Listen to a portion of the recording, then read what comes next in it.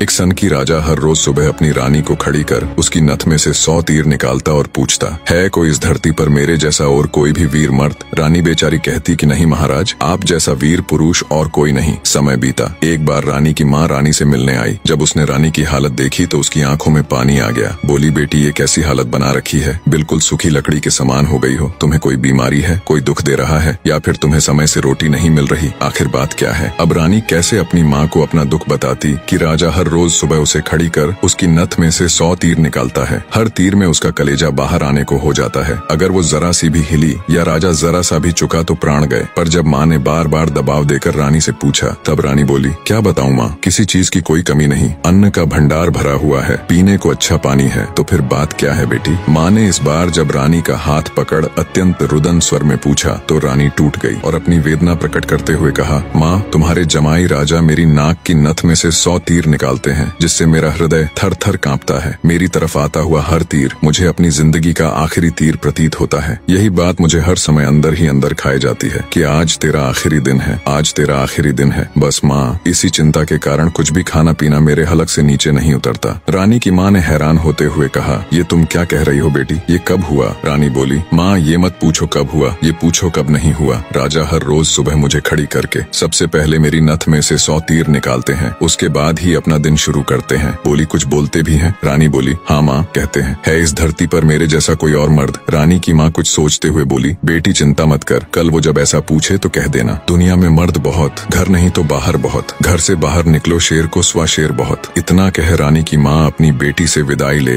अपने घर चली गई। अब रानी को इंतजार था तो बस अगली सुबह का। राजा ने सोती हुई रानी को हाथ पकड़कर उठाया और कहा, रानी आ जाओ, समय हो गया। रानी ने सोचा, हे भगवान, बस आज और बच जाऊं, फिर तो जो माँ कहकर गई थी वो बोल दूंगी। और उठकर बाग में जाकर आंख बंद करके अपनी नथ पकड़कर खड़ी हो गई। राजा ने रोज की तरह एक के बाद एक 100 तीर रानी की नथ में से निकाले। तीर निकाल राजा बोला, बोल रानी, है दुनिया में मेरे जैसा कोई और शूरवीर मर्द? रानी हिम्मत जुटा बोली, महाराज दुनिया में शूरवीर मर्द बहुत, घर नहीं तो बाहर बहुत, आप बाहर निकल के देखो शेर को सवा शेर बहुत। राजा हैरान होते हुए बोला, ठीक है रानी, अगर यही बात है तो कुछ खाने का सामान दो, मैं जा रहा हूँ बाहर शूरवीर मर्द देखने, मैं भी तो देखूं है कोई मुझसे ज्यादा शूरवीर मर्द इस दुनिया में। थोड़ा बहुत खाने पीने का सामान ले राजा निकल पड़ा। चलते चलते एक कच्चे रास्ते पर हो लिया। थोड़ी दूर ही चला तो आगे देखा एक आदमी रास्ते के किनारे पर लेटा ऊपर की तरफ एकटक देख रहा है। राजा को बड़ा कौतूहल हुआ। ऊपर की तरफ देखा तो उसे सिवाय सूर्य की तेज किरणों के कुछ दिखाई नहीं दिया। गया जिज्ञासावश उसके पास और पूछा, क्यों भाई, ऊपर क्या देख रहे हो?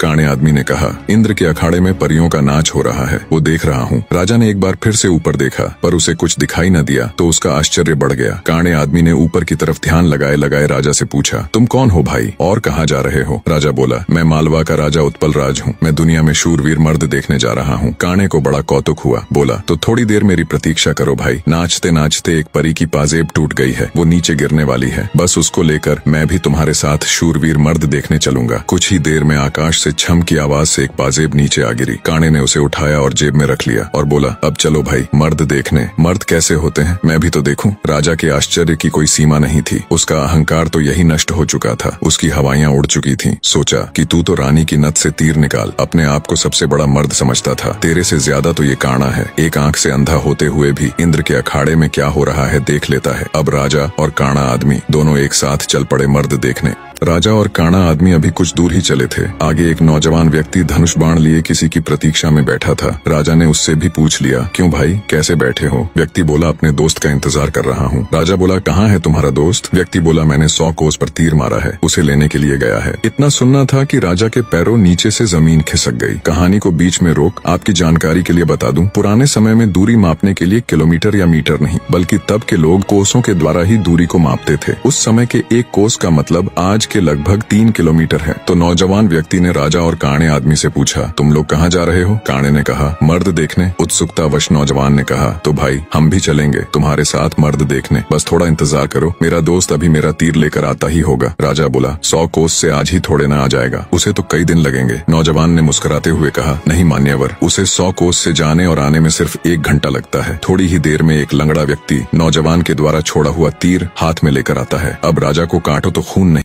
रानी की नथ में से तीर निकाल खुद को मर्द सूरमा समझने वाले राजा को अब एक से एक बड़े सूरमा टकरा रहे थे। वो जिस बिल में हाथ डाल रहा था वहीं से सांप फुफकारते हुए निकल रहे थे। एक काना आदमी जो एक आंख ना होते हुए भी इंद्र के अखाड़े में परियों का नाच देख रहा है। एक युवा पराक्रमी नौजवान 100 कोस तक तीर मार रहा है। एक अपाहिज लंगड़ा आदमी 100 कोस की दूरी सिर्फ 1 घंटे में नाप देता है। बोझिल कदमों के साथ राजा अब उन तीनों के साथ आगे चल पड़ता है। चलते चलते वे एक नगर में पहुंचे जहां एक राजा की लड़की का स्वयंवर चल रहा था। स्वयंवर की शर्त थी कि जो व्यक्ति 50 कोस से 2 घंटे में हंसता पान बोल सुपारी ला देगा उसी के साथ रानी का विवाह कर दिया जाएगा। चारों में से लंगड़ा ही इस काबिल था जो कोसों की दूरी मिनटों के हिसाब से तय कर सकता था। अंततः चारों की सलाह पर लंगड़ा व्यक्ति स्वयंवर की शर्त पूरी करने के लिए तैयार हो गया और शर्त अनुसार हंसता पान बोल सुपारी लाने के लिए चल पड़ा। रानी के स्वयंवर की शर्त अनुसार लंगड़ा व्यक्ति तेजी के साथ उस दिशा में बढ़ने लगा जहां हंसता पान बोल सुपारी का पेड़ था। अपनी दिव्य गति से थोड़े ही समय में वो उस पेड़ के पास जा पहुंचा। उसने सुपारी तोड़ी और अपनी जेब में डाल ली। सोचा अभी तो बहुत समय है, क्यों न थोड़ी देर सुस्ता लिया जाए। ये सोचकर वो उस पेड़ के नीचे सुस्ताने के लिए लेट गया। ठंडी हवा के झोंकों से जल्दी ही उसकी आंख लग गई। उधर तीनों की समय बीतने के साथ साथ चिंता बढ़ रही थी। 2 घंटे पूरे होने को आए थे, बस थोड़ा समय ही बचा था। नौजवान तीरंदाज ने कहा, इतना समय तो उसे कभी नहीं लगता, जरूर कुछ बात है। काने आदमी ने कहा, रुको मैं देखता हूँ। जब काने ने देखा तो वो पेड़ के नीचे सो रहा था और पेड़ से एक खूंखार जहरीला सांप उसे काटने के लिए उसकी तरफ बढ़ रहा था। जब ये बात उसने साथियों को बताई कि वो तो सो रहा है और एक जहरीला सांप उसकी तरफ बढ़ रहा है, तब तीरंदाज नौजवान ने काने से कहा, तुम मेरे तीर का निशाना सांप के फन पर लगाओ। काने ने कहा, हाँ ये ठीक है, निशाना लगाकर मैं हुंकारा भरूं तब तुम तीर छोड़ देना। काने ने तीर को सांप के फन की दिशा में लगाकर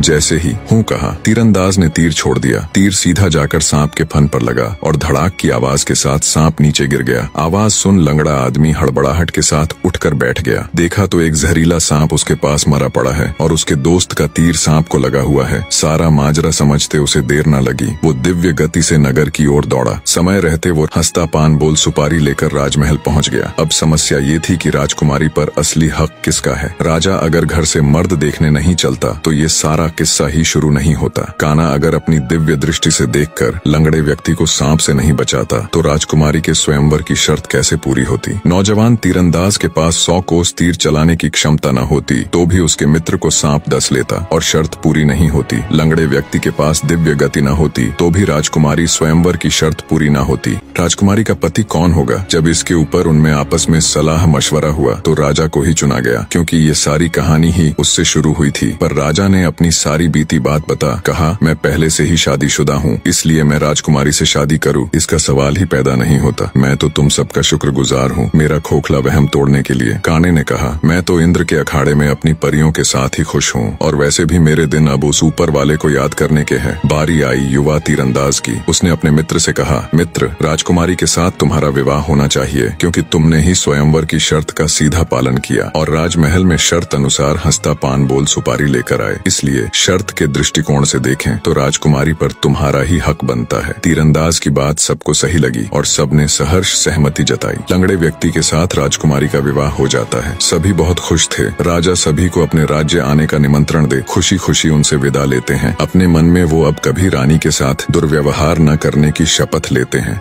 निष्कर्ष, वास्तविक वीरता केवल बाहरी शक्तियों में नहीं बल्कि आंतरिक विनम्रता, संयम और दूसरों की महत्ता को समझने में होती है। राजा उत्पल राज्य ने स्वयं को सबसे बड़ा शूरवीर माना और अपने अहंकार में अंधा हो गया था। वह अपनी रानी पर अत्याचार कर अपनी वीरता का प्रदर्शन करता था, परंतु वास्तव में वह अपने भीतर की हीन भावना और असुरक्षा को छिपा रहा था। अपनी यात्रा के दौरान राजा की ऐसे व्यक्तियों से मुलाकात होती है जिनकी क्षमताएं उससे कहीं अधिक होती हैं। उस एक आंख वाले व्यक्ति का दिव्य दृष्टि से इंद्र लोक का नृत्य देख पाना, उस युवा तीरंदाज का 100 कोस दूर तक तीर मारना और अपाहिज व्यक्ति का अद्वितीय वेग से दूरी तय करना, ये सभी घटनाएं राजा को यह समझाती हैं कि यह संसार अप्रतिम और असीम क्षमताओं का भंडार है। हर व्यक्ति में कुछ न कुछ विशिष्टता होती है और किसी को भी स्वयं से निम्न समझना उसके प्रति अन्याय है। अंततः सच्ची महानता और शक्ति आत्मनिरीक्षण, अपने अहंकार को त्यागने और हर व्यक्ति को उसकी श्रेष्ठता के साथ स्वीकार करने में है। अहंकार नष्ट करने से व्यक्ति का हृदय प्रेम, आदर और करुणा से भर जाता है, जो कि आध्यात्मिक उन्नति का मार्ग है।